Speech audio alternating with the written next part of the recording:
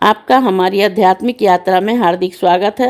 आप सुन रहे हैं शिव महापुराण, जो सनातन धर्म के ही अनमोल ग्रंथों में से एक है। इस श्रृंखला में हम आपके लिए ही इस दिव्य ग्रंथ के प्रत्येक अध्याय का शाश्वत पाठ प्रस्तुत करेंगे। आइए इस ज्ञान और धर्म की ही यात्रा को आरंभ करें। भगवान महादेव की महिमा और उपदेश से ही सजी इस पावन कथा के साथ ही ओम नमः शिवाय। 49वां अध्याय, पार्वती अवतार विवेचन। मुनि बोले कि हे संपूर्ण अर्थों के ज्ञाता सूत जी, अब आप मुझे भुवनेश्वर पार्वती के उस अवतार की सुनाइए जिससे कि सरस्वती जी उत्पन्न हुई, जो देवी पर ब्रह्मा का ही मूल प्रकृति, ईश्वरीय, निराकार, साकार तथा नित्य आनंदमयी और सती भी कही गई है। सूत जी बोले कि हे तपस्वी, जिनके जानने से मनुष्य परम गति लाभ करता है, अब उसी देवी के ही परम चरित्र को प्रेम पूर्वक सुनो। जब जब एक पर समय घोर देवासुर संग्राम हुआ तो उसमें ही इन्हीं महामाया के प्रभाव से देवताओं को विजय प्राप्त हुई, जिसमें गर्वित देवता अपने को ही धन्य कहकर अपनी प्रशंसा करने लगे। यह कहने लगे कि ये सब दैत्य हमारा क्या कर सकते हैं, अब तो हमने उसे मारकर नागलोक में भगा दिया है। तब उनके इस अभिमान को देखकर ही कूट रूप एक ऐसा तेज प्रकट हुआ जिसे कि देखकर देवताओं को बड़ा ही आश्चर्य हुआ और कोई यह न समझ सका कि क्या हुआ। तब देवताओं के स्वामी इंद्र ने उसकी परीक्षा करने के लिए कि देवताओं को आज्ञा दी। देवता उस तेज से पास जा उससे पूछने लगे कि तुम कौन हो। तब देवताओं के ऐसा पूछने पर वह तेज बोला कि मैं जगत का प्राण वायु हूँ। यह सारा स्थावर जंगम रूप जगत का ही सर्वाधार मैं ही हूँ और यह सब कुछ मुझसे ही ओतप्रोत हो रहा है तथा मैं ही आप सबका ही संचालक हूँ। तब देवता बोले कि हे वायु, यदि तुम ही सबके संचालक हो तो मैं यह तिनका रखता हूँ, इसे तुम चलाओ।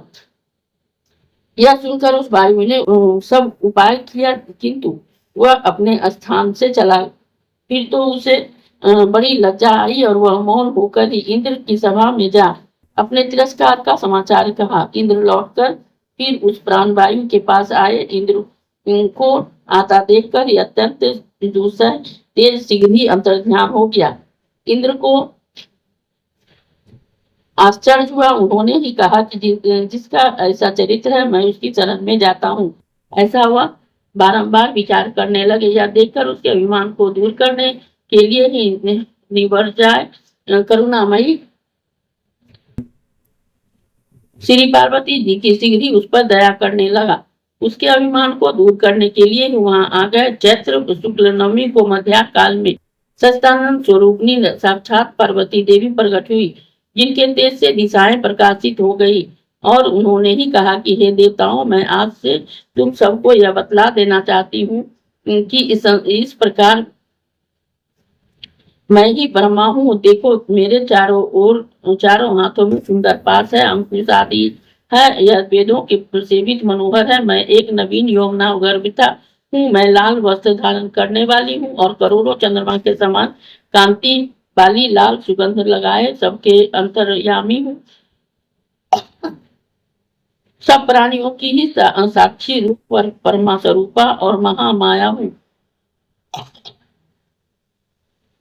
मेरे आगे तुम तो ही क्या, ब्रह्मा विष्णु और संहार करता शिव जी भी समर्थ नहीं है। मैं ही सब कुछ हूँ और मुझ में ही कोई भिन्न नहीं है। मैं कभी स्त्री होती हूँ और कभी पुरुष और कभी एक साथ ही दोनों आकार युक्त होती हूँ तथा इस प्रकार मैं सब आकार वाली परमेश्वरी हूँ। सृष्टिकर्ता ब्रह्मा मैं ही हूँ, जगत रक्षक विष्णु मैं ही हूँ और संहार करता शिव मैं ही हूँ।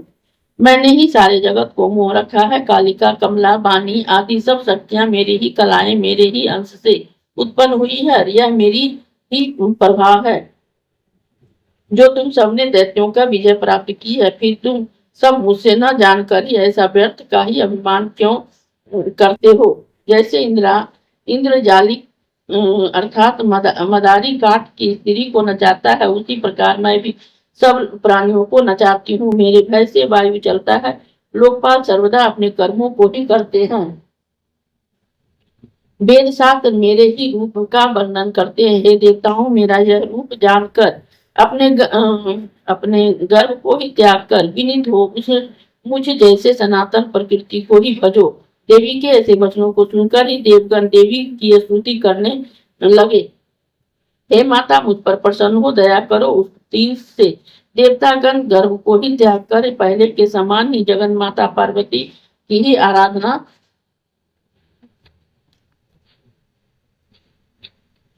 करने लगे। हे श्रोताओं, मैंने तुमसे पार्वती की उत्पत्ति कही, जिसके सुनने से परम पद की प्राप्ति होती है। इस अध्याय के श्रवण हेतु आपका हृदय से धन्यवाद। हम आशा करते हैं कि शिव महापुराण की यह दिव्य कथा आपको आध्यात्मिक शांति और गहन ज्ञान प्रदान कर रही होगी। कृपया अगले अध्याय के लिए हमारे साथ जुड़े रहें और अपने सुझाव एवं भावनाएं कमेंट के माध्यम से अवश्य साझा करें। धर्म, भक्ति और ज्ञान की इस पावन यात्रा में आपका साथ हमारे लिए अत्यंत मूल्यवान है। ओम नमः शिवाय। यदि यह प्रस्तुति आपको पसंद आई हो, लाइक करें, कमेंट करें, सब्सक्राइब जरूर करें, बेल आइकॉन दबाना ना भूलें ताकि अगला अध्याय आपसे छूटे नहीं। और इस पावन ज्ञान को ही शेयर करें अपने परिवार और मित्रों तक।